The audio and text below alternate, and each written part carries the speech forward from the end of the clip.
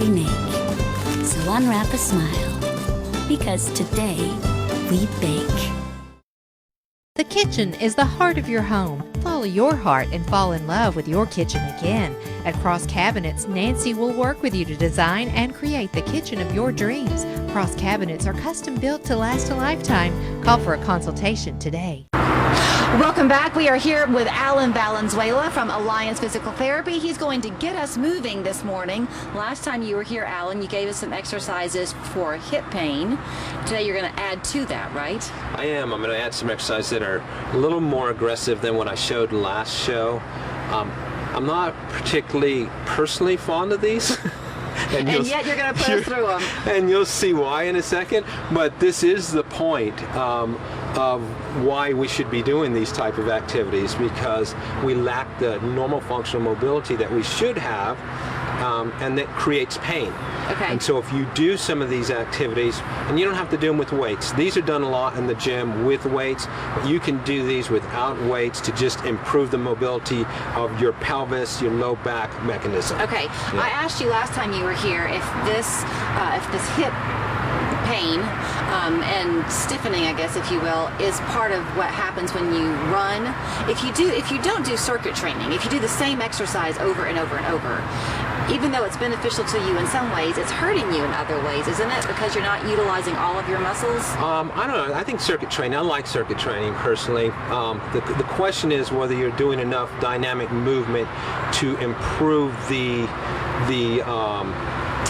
elongation of tissue. So if all I'm doing is bench pressing all the time and I never really do any long arm stretching of a muscle, that muscle is going to stay within the movement that I normally do with it. Okay. So it's always good to take movements that take you through full ranges to elongate that tissue so that you have normal functionality of that joint. Does that make sense? It does make sense, and yes, it does make sense. I'll have a question for you, but I'll let you show me the exercises first. Okay, so I've got 4 exercises.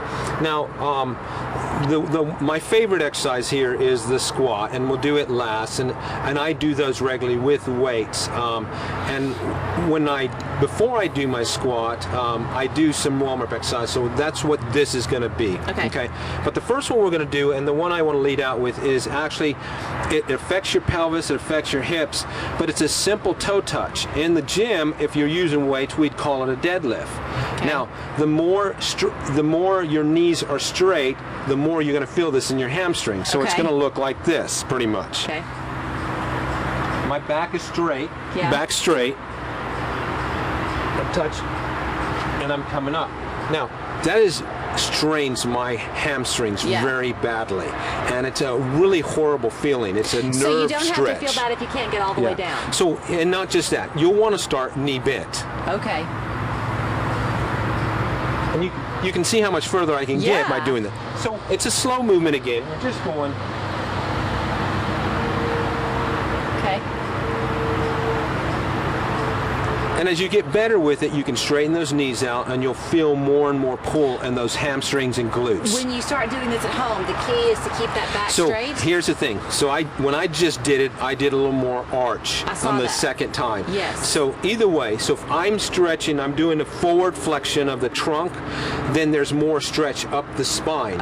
If I'm doing a back extension of the trunk, there's going to be less extension up the spine and more here in the low back and hips. Okay. Which means it'll reduce your movement. Okay, but you can kind of play around with it too, right? Because whatever feels good to you, that's your area. So the rule here is stay in pain-free ranges to warm up, and as you start feeling it break free, push a little bit further, push a little bit further in repetitions. And repetitions, can be anything. Use common sense with that. So 20 repetition, 30. I like high repetitions. I like dynamic movements to stretch tissue. Okay, what you got next? Okay, so next one, let's talk about sidestepping. Okay, so your sidestepping is going to affect your hips totally, but especially it's going to affect the inner thigh muscles. Okay, your adductor muscles. Okay. Again, not a favorite of mine, and you'll see why here. I don't have a whole lot of hip mobility, so you're going to want to stand feet apart, okay? And you're going to go from one side to the next, and you're going to do a slow movement, okay? So you're bending. Now you can keep your foot down. Your bottom goes out. Come back up, and then switch to the other side. That helps you with your core too, doesn't it, Alan? Oh yeah, it's going to affect anything in your core, hips, glutes. And again, if all you can do is this, then just do this to start with. But wouldn't that be beneficial too, to keep you, like to help with gravity issues, to keep you centered from like fall risks and that kind of thing? So obviously these tend to get aggressive when it comes to somebody who doesn't have good stability. But I always say that I don't care how old you are, push yourself to your limit, because the reason why most of us can't do things when we get older is we stop moving. So start small and then start doing things you didn't think you could do anymore, and you'll find out what you can do again that you were doing before. Does that make sense? Yeah, it makes total sense to me. Okay. All right, so our next movement is going to be a split squat. Okay. Now what I like about this movement is you can actually create two platforms. Like if you were in the gym, you could put a big weight here, and stand on them, and now you've got a split squat. Okay. Now the reason why you might want to use the platforms is because you want to go down deeper than your body will let you if you're on a level surface. Okay. So if I'm up higher, my knee will go down further. I see. Does that make sense? Yes, so the higher I'm up, the further down I can go. Got it. So nobody's going to want to do that. So if you're doing this movement, again, it's a slow movement, and your knee is going straight to the floor. Okay? Back is staying straight, and you're coming down to the floor. Now, if this is all you can do, then this is all you need to do. Okay? That is such a not easy thing to do. No, mobility, strengthening, stretching, but then you want to get to where you can get down to the floor with your knee, and if you're elevated, you see how much further down you could get, and you get a nice good stretch, especially in your calf muscle here. So back up. And that's one you could do holding onto a chair. Exactly. That's a good point. I'm glad you brought it. Counter or chair, that's a movement that you can do. Any of these you can pretty much do in front of the sink. So going off the side, hold onto the sink. Just move you're doing squats, exactly. All of these you can do. You can watch 3 + you and do it. Okay. Exactly. All right. Exactly. And then you have a regular squat too? Okay, so the squat is it's a basic squat. Again, you want to keep your back straight when you're doing the squat. You want to move slowly. So I like feet apart. Find a comfortable range for yourself.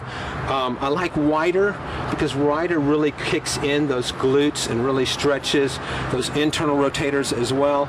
So as you're coming down, you're moving slow. I like elbows out. You can have a weight in your hand if you want. So if you're a type person that likes to do squats but can't put a bar on your back, use a weight, a dumbbell in your hand, hold it close to your chest. And so the movement is here. It's nice, slow movement, and you don't have to go all the way down, but the goal is to get all the way down. So if you can't get all the way down, but you want to push, grab a hold of that sink, squat all the way down, and get down, because when you get down low on this is when you really feel the stretch in your hip flexors. And people who have difficulty with balance, it's because their hips don't function and move the way they should.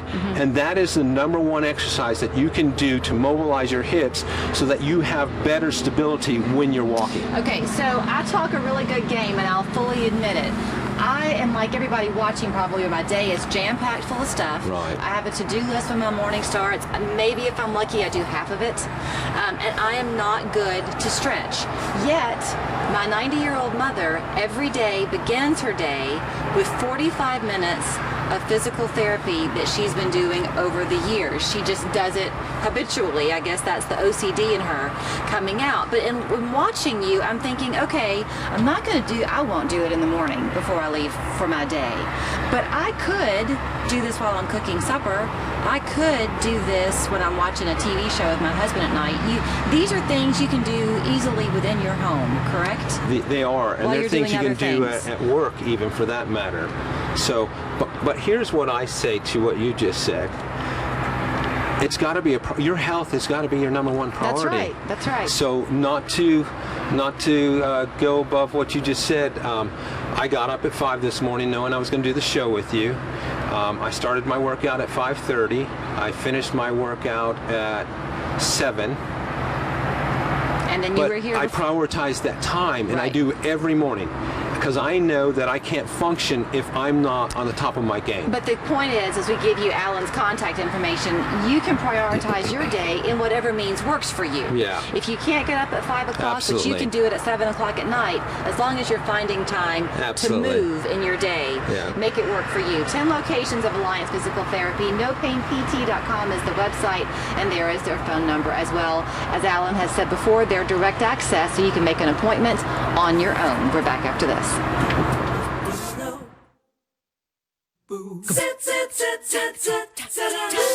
Announcing the Auto by Rent Stimulus Program. If you live in the immediate area, have a driver's license, and income, you are qualified for a $1,200 discount on any new lease and no payments until December 2020. We tag it,